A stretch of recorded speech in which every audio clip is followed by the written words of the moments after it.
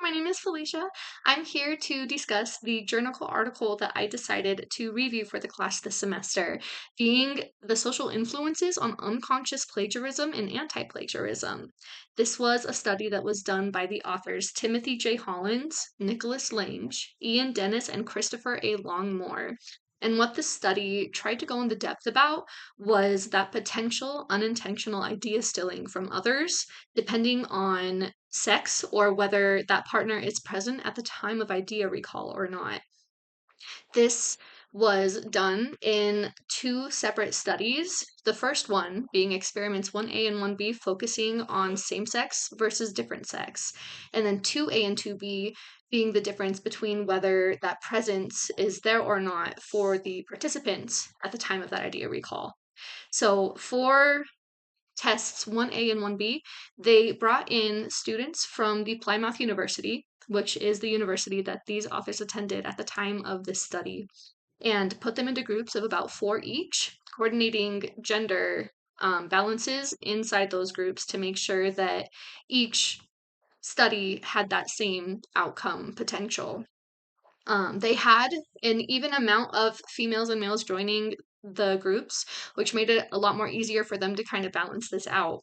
So during the first test, they would have these groups of four come in and they would give them a category to prompt idea building between the participants.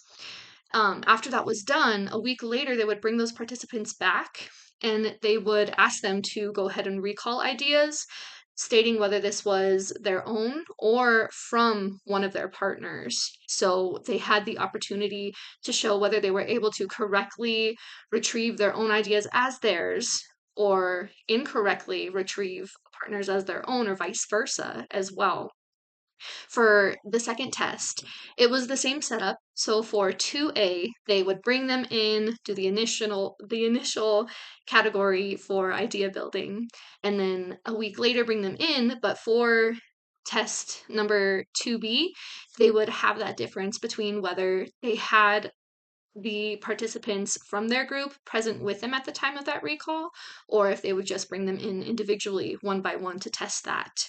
After taking these tests, the results found, as the authors had expected, that there wasn't actually a difference between the higher potential of people recalling ideas as their own from their partners or not. So most of the time, they were able to correctly pull their own ideas, or surprisingly, pull ideas that weren't even said by themselves or their partners, which they actually wrote down as intrusion, which I see this as a strength with this study because it's important to know those factors outside of what you're generally studying as well, so that you can kind of determine how that would affect it too. Uh, a big weakness that I did see with this study, though, unfortunately, is they are focusing on the social impact on this idea recalling, but I feel that this wasn't able to be understood to the highest potential because with these all being students from the Plymouth University, there can be outside relationships and stuff regarding each of the participants. And I feel that this is something that is important when it comes to recalling because we have a higher tendency to unintentionally steal ideas from those that we might look up to in a higher sense or have a stronger connection with, rather, somebody that we don't know as well. And I wish this would have also been covered in this study so we could kind of see how that affected it as well. I found this one really interesting and it reminded me a lot of the subliminal exposure conditioning that we kind of see in our everyday life. We see in commercials and advertisements that people are craving a specific brand or item, and then later on will feel like we also want that same item as well.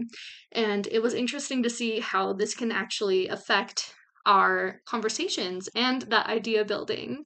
So, yeah, thank you for joining my psych talk, and I'd love to hear what you think about it.